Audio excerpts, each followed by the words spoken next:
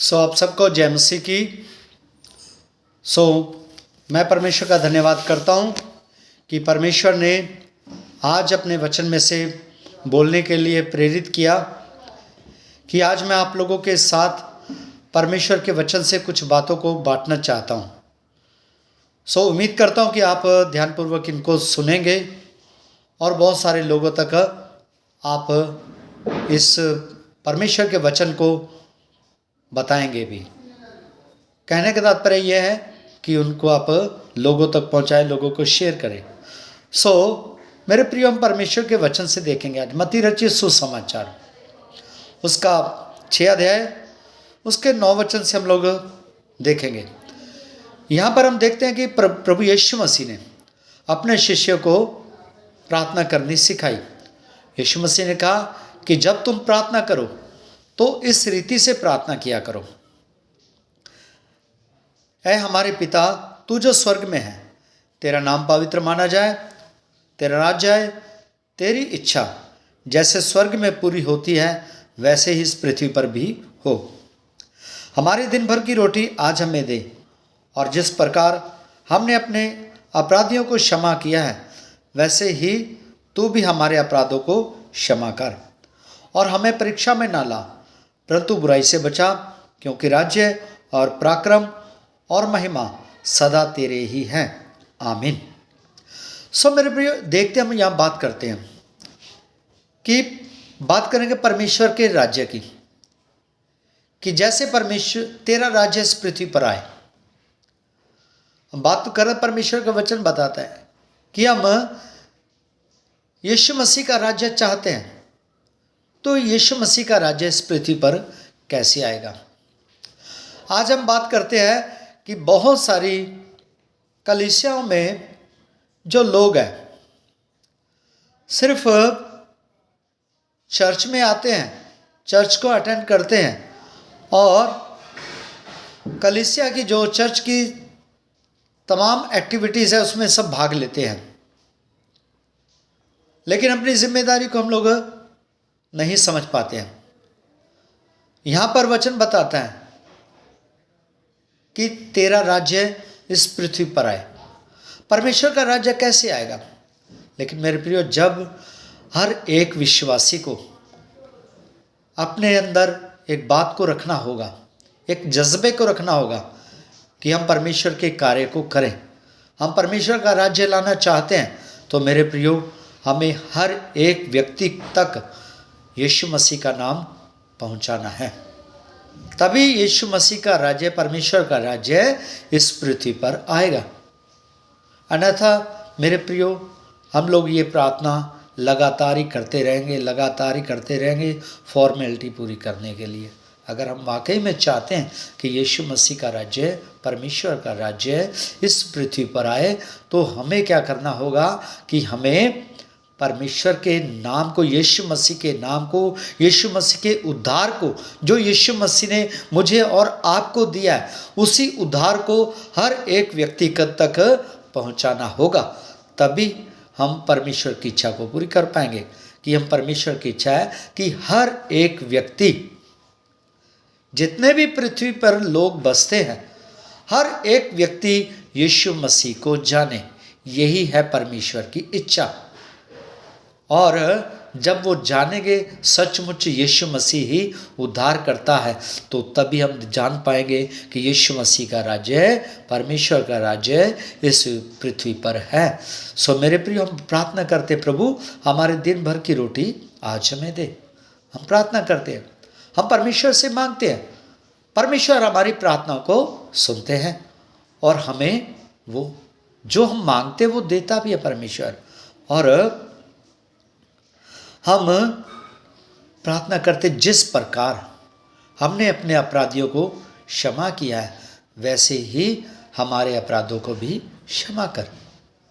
वाकई में हम क्षमा मांगते हैं, लेकिन कई बार हम देखते हैं सचमुच में हम अपने अपराधियों को क्षमा करते हैं क्या? हम मन में, अपने मन के अंदर बदले की भावना को लेकर के चलते हैं। प्रार्थना तो करते हैं जैसे हमने अपने अपराधियों को क्षमा किया, लेकिन हम देखते हैं मेरे प्रियो, बहुत सारे लोग इस बदले की भावना को लेकर के चलते हैं। हमें अपने वाकई में, सच में हमें अपने अपराधियों को क्षमा करना है। अगर हम क्षमा की याचना चाहते हैं परमेश्वर से हम चाहते हैं कि परमेश्वर हमारे अपराधों को क्षमा कर, तो हमें भी दूसरों को क्षमा करने वाला मन बनाना पड़ेगा, तभी हम परमेश्वर की इच्छा को पूरी करने पाएंगे। सो सचमुच मेरे प्रियो, हमें परमेश्वर के राज्य को लाने के लिए दूसरों को क्षमा करने वाला हमारा मन होना चाहिए। सो हम तभी हमारे जीवन में ये प्रार्थना पूरी होती है जो यीशु मसीह ने हमें ये प्रार्थना सिखाई है। और हमें परीक्षा में ना ला, परंतु बुराई से बचा। हम यह प्रार्थना करते हैं, प्रभु हमें परीक्षा में ना ला। परीक्षाएं आती है मेरे प्रियो हमारे विश्वास को परखने के लिए। बहुत सारी परीक्षाएं हमारे मन में आती है, हमारे जीवन में आती है, हमारे शरीर पर आती है, तो वो है हमारे विश्वास की परख के लिए। परीक्षाएं आती है, वो हमें मजबूत करती है, वो हमें मसीहत में बढ़ाती है, वो मसीहत में चलने के लिए हमें और उत्साहित करती है। जब हम यीशु मसीह की हम आशीषों को पाते हैं परीक्षाओं के द्वारा, परीक्षाएं आती है तो हम परमेश्वर से प्रार्थना भी करते हैं, प्रार्थना में मजबूत होते हैं। अगर परीक्षा हमारे मन में नहीं आती, हमारे जीवन में नहीं आती है, तो हम परमेश्वर में मजबूत नहीं हो पाते हैं। तो हम लोग ऐसे ही चलते रहते जैसे जीवन हमारा चलता है। लेकिन सचमुच यही बात है कि हमें सुबह जब उठते हैं परमेश्वर से प्रार्थना करें, मेरे परमेश्वर हमें बुराई से बचा। हम इस दुनियादारी में रहते मेरे प्रियो, दिन भर में हम बहुत सारे लोगों से मिलते हैं और बहुत सारे लोगों से मुलाकात भी करते हैं। बहुत सारी बात देखते हैं, हम लोग देखने के द्वारा पाप कर पाते हैं, बोलने के द्वारा पाप करते हैं, सोचने के द्वारा पाप करते हैं, सुनने के द्वारा पाप करते हैं, चलने के द्वारा पाप करते हैं। मेरे प्रियो परमेश्वर से प्रार्थना करिए। जब हम प्रार्थना करते हैं, परमेश्वर मेरी आँखों को आप अपने कंट्रोल में चलाइए, मेरे दिमाग को आप अपने कंट्रोल में चलाइए, मेरे कानों को आप अपने कंट्रोल में चलाइए, मेरे मुंह को बुरी बातें बोलने से, अपशब्द बोलने से प्रभु बचा के रखें। मेरे मन को आप अपने कंट्रोल में रखिए, मेरे हाथों को, मेरे पाँव को आप अपने कंट्रोल में रखिए। प्रभु मुझे बचाइए, बुराई से बचाइए। तभी जब हम प्रार्थना करेंगे मेरे प्रियो परमेश्वर से, तो परमेश्वर हमारी प्रार्थना को सुनते हैं और हमें उत्तर भी देते हैं, और हमें तभी परमेश्वर में बुराई से भी बचाएंगे। सो मेरे प्रियो यहाँ पर हम देखते हैं, पर अंत में देखते हैं हम, और क्योंकि राज्य और पराक्रम और महिमा सदा तेरे हैं। परमेश्वर का राज्य मेरे प्रियो और पराक्रम और महिमा हमेशा हमेशा यीशु मसीह का है। मेरे प्रियो ये प्रार्थना हमारे जीवन में जब हम इसको लागूकरण करेंगे, अपने जीवन में अप्लाई करेंगे, तभी यह प्रार्थना मेरे और आप लोगों के जीवन के लिए सक्सेसफुल है, कामयाब है।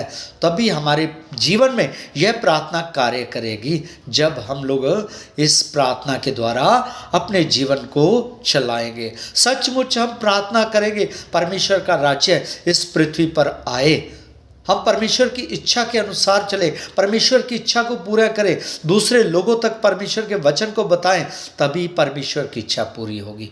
मेरे प्रियो आप और हम यह सोचें कि हमें इस प्रार्थना के द्वारा, जो यह प्रार्थना लिखी गई है परमेश्वर के दास के द्वारा, यीशु मसीह ने जो अपने शिष्यों को प्रार्थना सिखाई, सो मेरे प्रियो इस प्रार्थना के द्वारा हम बहुत लोगों के लिए आशीष का कारण बन सकते हैं। ऐसे हम आशीष का कारण बन पाएंगे जब हम इस प्रार्थना को अपने जीवन में अप्लाई करेंगे। सो मेरे प्रियो मैं आप लोगों से निवेदन करता हूँ, जितने लोगों तक यह मैसेज जाता है मेरे प्रियो वो सब आशीष पाएँ, और आग्रह करता हूँ कि आप इस प्रार्थना को अब प्रार्थना के द्वारा अपने जीवन को चलाएं, तब परमेश्वर आप सबको आशीष देगा।